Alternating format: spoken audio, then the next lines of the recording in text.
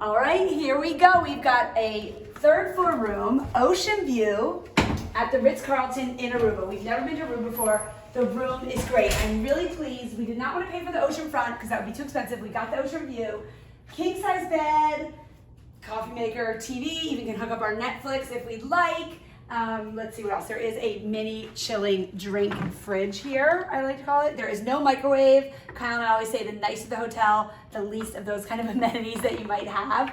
We have a great bathroom that I can show you too, but the real selling point for me is this ocean view. And I was nervous. I heard request a higher floor, but look at this view. We are only on the third floor, okay? We are an N unit.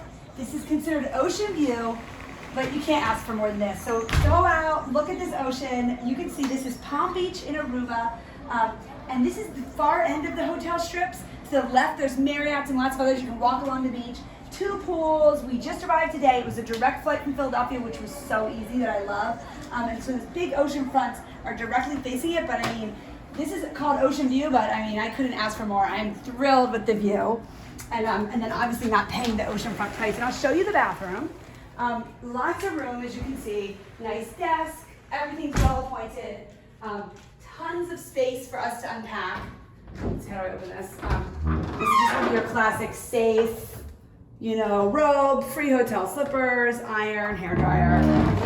The shower is fantastic. I love that the toilet's in a separate area. Look at this huge shower. I can't wait for a shower that big. And we even have a tub too. So if you're wanting to soak and relax, you can do that. 2 sinks, everything you need, huge bathroom, bigger than my bathroom at home. I love it. So this is the Ritz Carlton in Aruba. This is the king size ocean view room. So again, this is ocean view, but again, fantastic view of the ocean. So let's just one more time before we say goodbye, come look at this beautiful ocean. And of course, we gotta keep this door shut because it is boiling here.